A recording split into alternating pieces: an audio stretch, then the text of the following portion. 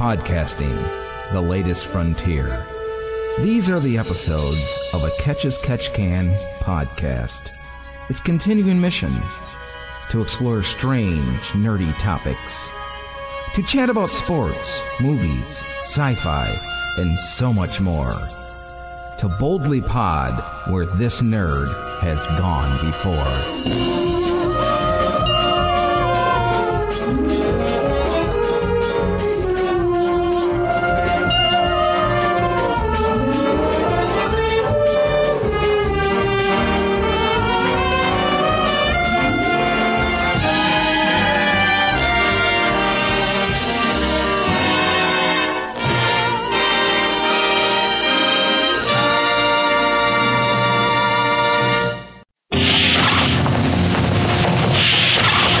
Captain's Log, Pod Date 0623.19. On this episode of Too Boldly Pod, we're going to discuss a couple of movies that I went to watch. One being Godzilla, King of the Monsters, and the other being Men in Black International. We're also going to have a quick little discussion about the Michigan Athletic Program in relation to their football coach, Jim Harbaugh. We're also going to answer this week's Too Boldly Pod question all about your favorite thing to have on the grill, with it, of course, being summertime. We're going to give you a little update on the changes to Spock Rock Radio, and we're going to take a look at what's in the news. So, Scotty, set phasers on stun. Engage. As some of you know, I used to do a podcast, a bi-weekly podcast, sort of not necessarily as a film critic, but just as a movie fan in general, and I was called Flicks with Floyd, and I would watch movies and let you know what I thought about them. And I haven't done that in a while to sort of incorporate it into this podcast. But today I went to see a couple of movies, and we're going to talk a little bit about them. So, first movie I saw was Godzilla, King of the Monsters. Here's the trailer.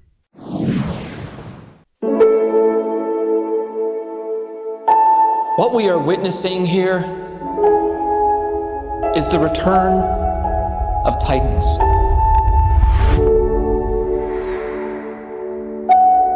How many of these things are there? 17 and counting. That's messed up.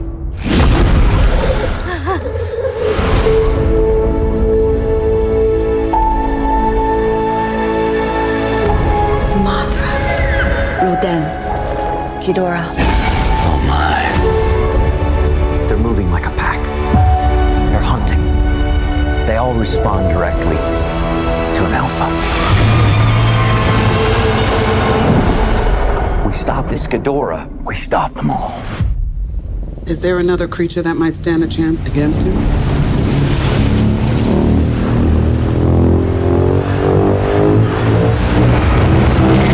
My God. Zilla.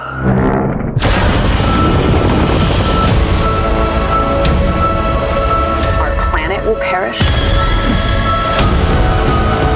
and so will we.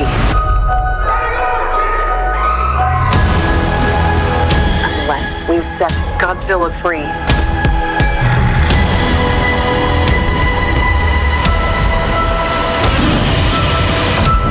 Oh, yeah, sure. Let's bring him in for a beer. No, this time we join the fight. Run.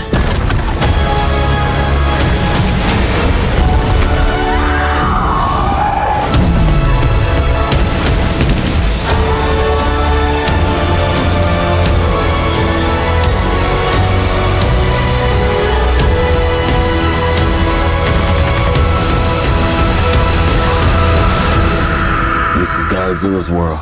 We just live in it. Damn right.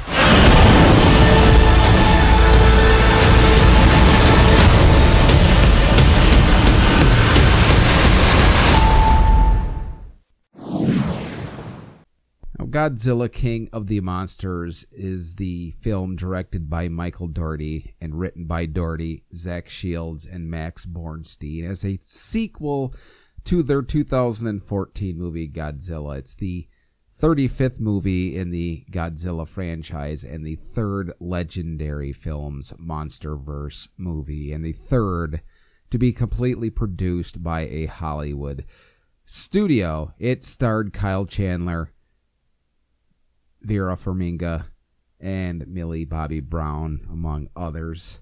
And, of course, it featured some of the classic monsters from the Godzilla universe, like, of course, Godzilla, Rodan, Mothra, and King Ghidorah. And humorously, they were all credited in the end credits as played by themselves. Now, I'm not going to go into a whole lot of plot discussion about it, because for those of you that haven't seen it, I don't want to get angry comments and emails and texts from the spoiler fans. But you know what? I'll just say this. Godzilla King of the Monsters was a fun throwback to the Japanese Toho monster movies of the 50s, 60s, and 70s with an updated special effects budget, obviously. I don't have a lot negative to say about the movie that I didn't like. The main thing that I didn't like about the movie was somebody covering Blue Oyster Cult's Godzilla during the end credits. I really just wish they would have used the BOC version. But you know what? Modern times. Or as Captain Kirk said to Scotty in Star Trek 3, no, Mr. Scott. Young minds, fresh ideas. And that's really the only negative thing I can say. The only other minor thing would be, and it probably has a lot to do with the CGI, was I wish the fight scenes between the monsters wouldn't have been quite so dark. And that's just coming personally from a guy that really loves the men in rubber suits in the 50s, 60s, and 70s fighting it out on a soundstage. But it is what it is. Godzilla King of the Monsters was a fantastic movie. If you haven't seen it, I implore you to hurry up and go see it now, because I don't think it'll be out at the theaters much longer. Or if you can't, then when it comes out for release, pick it up. You will not be disappointed. And as usual, stick around through the credits. There's a little teaser for the next movie coming up, which I suspect will be Godzilla versus King Kong. And with summer kicking off here in the Northern Hemisphere this past Friday, this week's Too Boldly Pod question seems only logical. And of course, summer means cookouts and grilling. So the question, what one thing do you like to have from the grill the most? And I had a lot of great replies to this, and we'll just go through them one by one. So thank you all that answered this question. Kelly replied, steak and corn. Kate replied, tri-tip. Randy replied, beer. Good answer. Chris replied, steak and grilled veggies. Beth replied, steak, potatoes, and corn. Rob replied, smoked ribs. Narek replied, steak and veggie kebabs. Andy replied, onion and potatoes and foil with burgers and dogs. Marlene replied, burgers. Mark replied, smoked bacon wrapped meatloaf. Interesting. Jim replied, the flesh of my enemies. Dennis replied, steak. Deb replied, pineapple, and then she amended it with pineapple and grilled chicken. Noreen replied, burger and fresh vegetables. Noted author W.C. Hoffman replied, kebab-style veggies. Shirley replied, good old hamburger.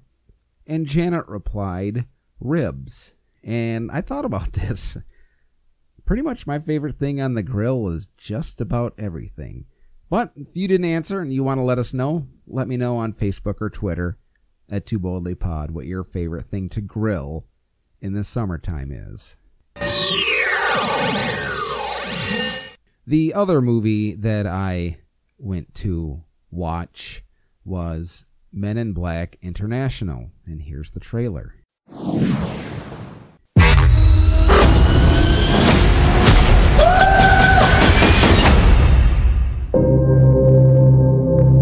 Always remember, the universe has a way of leading you to where you're supposed to be at the moment you're supposed to be there. Let's do this. It took me 20 years to find you. How many people can say that? You are the best kept secret in the universe. And I found you. Which makes me perfect for this job. You really think a black suit is going to solve all your problems? No, but looks damn good on you. Oh snap! Oh snap! Oh snap! Oh snap! We Oh snap! are a rumor. Recognizable only as deja vu and dismissed just as quickly. Time to prove yourself, Agent M. We may have a problem in London. Welcome to MIB. Move it on, lose it! You will be with Agent H, one of the best ever to wear this suit.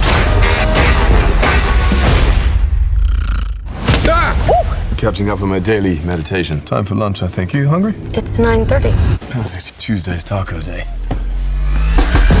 When I come to the club, step aside. Pop the seats, don't be heavy in the line. VIP, cause you know I got a shine. We've been compromised. It puts every citizen of this planet at risk. Come every time you come around my London bridge. Side view mirror.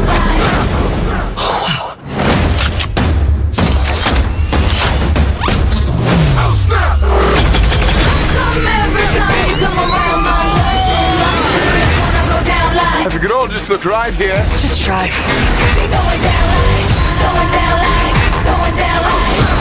gonna be fun. We'll have fun with it.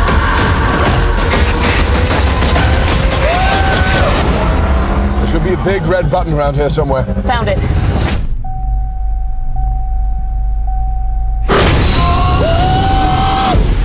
We are the Men in Black. Looks like the tables have turned.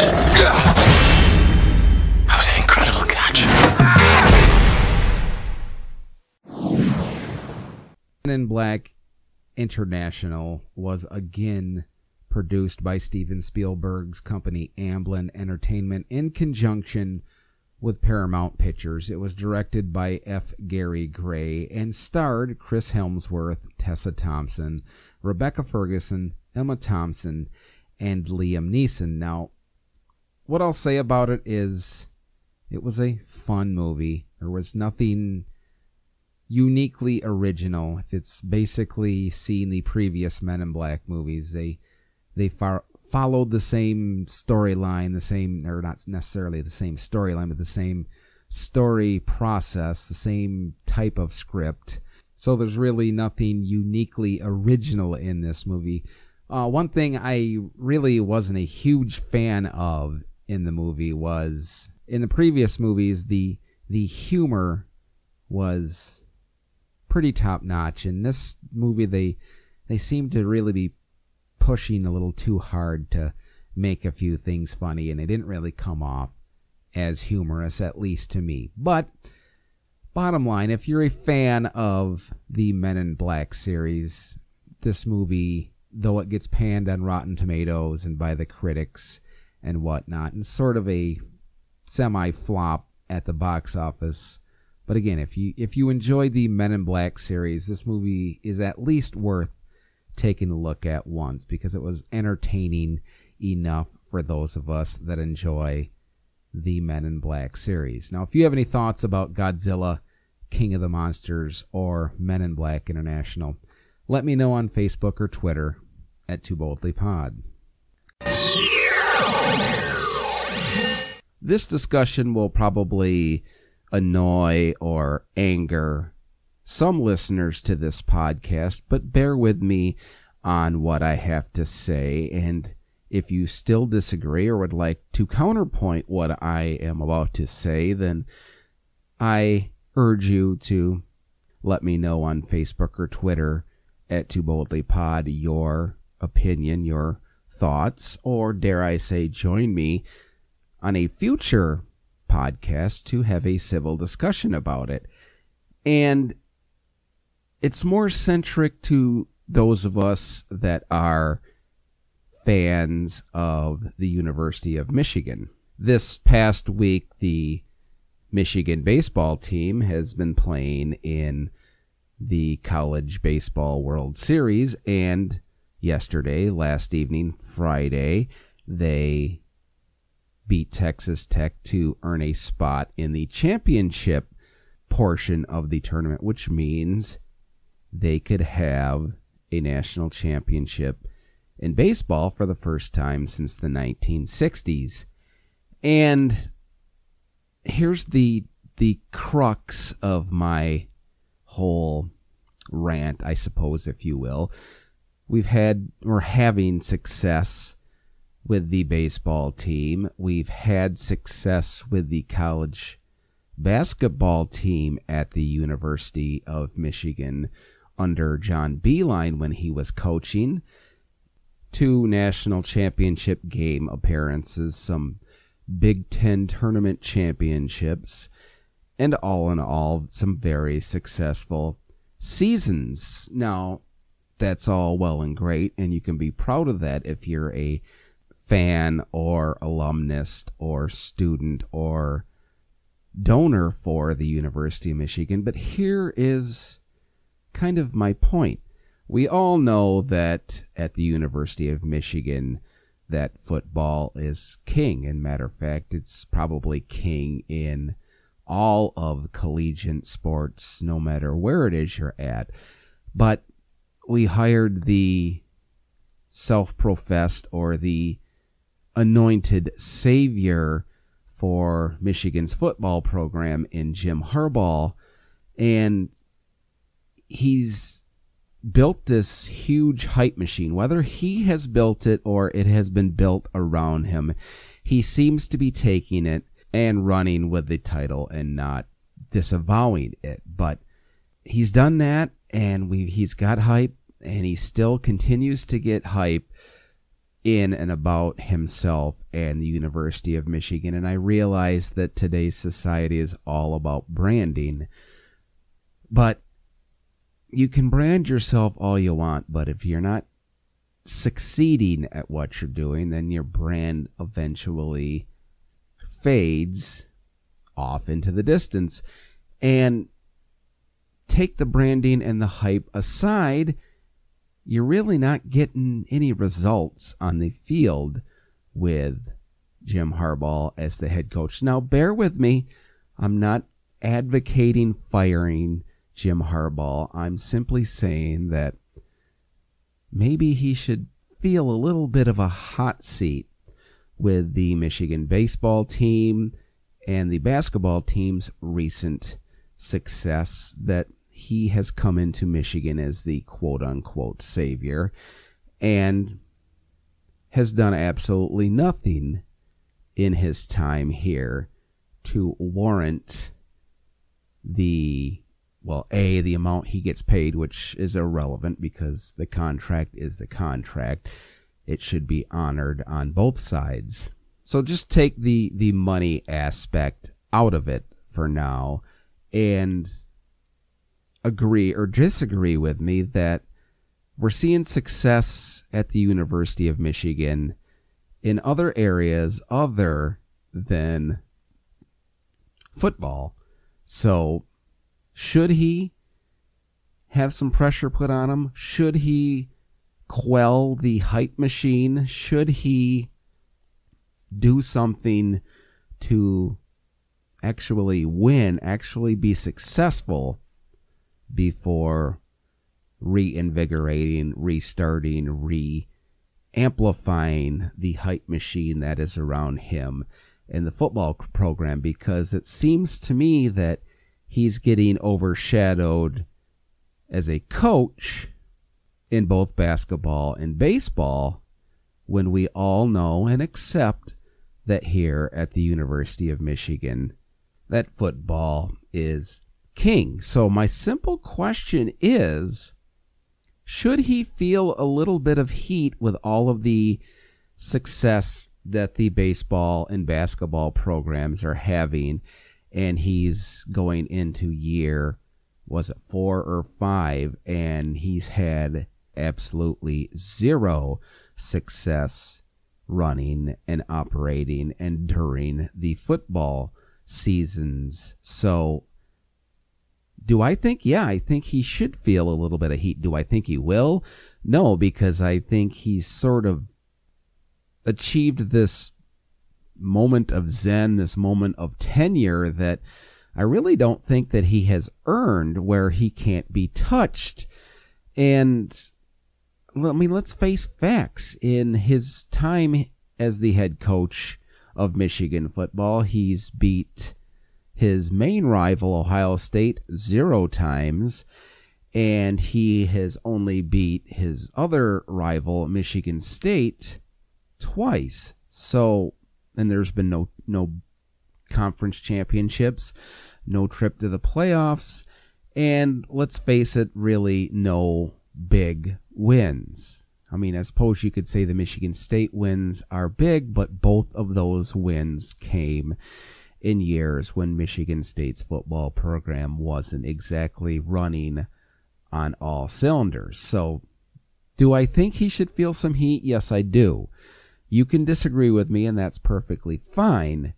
But at some point, I mean, here's the thing. In our society, away from the University of Michigan football program, people get angry, and I will say this with no disrespect intended to anybody, but a lot of these same people that defend Jim Harbaugh to the nth degree about everything are the same people that are fans of, say, the Detroit Red Wings, the Detroit Lions, the Detroit Pistons, and they get angered at the lack of success that those teams have, but yet they seem, when it comes to the University of Michigan and Jim Harbaugh, they just seem to turn a blind eye. So, is it hypocritical? Probably, in a sports sense, but I just think he needs to turn off the hype machine and turn on the coaching machine. And if he can't succeed by doing that, then maybe then it should be time to ride off into the sunset. If you have any thoughts about this, let me know on Facebook or Twitter at Too Boldly Pod. Some of you out there also know that I own and host shows on an internet radio station called Spock Rock Radio. And this past week, we sort of had to call an audible on Spock Rock Radio out of the blue and unexpectedly. And what I mean by that is we're a legal music entity just like your terrestrial stations, meaning we pay royalties to the music industry to play the artist's songs on our station. And the service that we used to pay the royalties unexpectedly, and might I add unannounced, closed their doors, sort of leaving thousands of us internet broadcasters illegal, to be a lack of a better phrase, and sort of in a lurch. They just closed shop, and we had to scramble around and try to find a new home to be nice and tidy and legal so we wouldn't get in any trouble. And thankfully, there was another service willing to step in and pick up all the broadcasters that were using stream licensing. So at this point, we are now officially on the Live 365 network. So what does that mean to those of you that have listened to and still listen to Spock Rock Radio? Will you still be able to hear us? Yes, you will. The only difference will be there might be different links or different apps that you have to listen to us on, but for the most part, everything is going to be exactly as it was before. So thank you all for your patience. Thank you to Jason and Amy and Sandshoes for their patience and willingness to learn a new system out of the blue. And most importantly, thank you to all of you for understanding and for following us to our new service as we continue to hopefully entertain you for many years to come.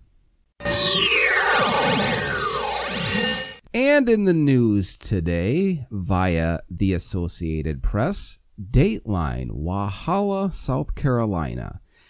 A South Carolina woman who police say was driving drunk will not be cited with a DUI because her vehicle of choice was a toy truck.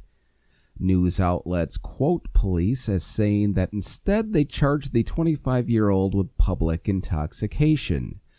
They say they spotted her cruising down the road in a Power Wheels electric toy truck after a caller reported a suspicious person on the streets. Officers say she was driving about 1.5 miles from her home in Walhalla when they stopped her. Okay, so no DUI for her, but could whoever the kid is that owns the toy truck get her for carjacking their toy truck?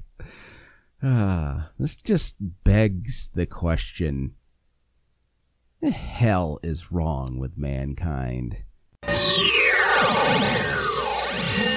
And that's going to wrap up another episode of Too Boldly Pod. Now, in the past, I would sort of wrap up and review what we all just talked about and listened to, but I think I'm going to change that up and see how it goes. Maybe sort of elicit some interaction from all of you about future podcasts. So, coming up, you've heard about the Flat Earthers or the Flat Earth Society, or people that think the Earth is flat, but there's also this group of folks that feel that the sun is a flat disk in space. So we're going to talk about that. If you have any thoughts about it, let me know on Facebook or Twitter. If you'd like to join me on this podcast, let me know, and we'll set up a time to discuss those and other interesting little conspiracy theories. So, thank you all for listening. And as usual, I don't have a closer for this show, so I'll simply say this. In this galaxy, there's a mathematical probability of 3 million Earth-type planets. And in all of the universe, 3 million galaxies like this. And in all of that, and perhaps more, only one of each of us. WLLP, Spock Rock Radio.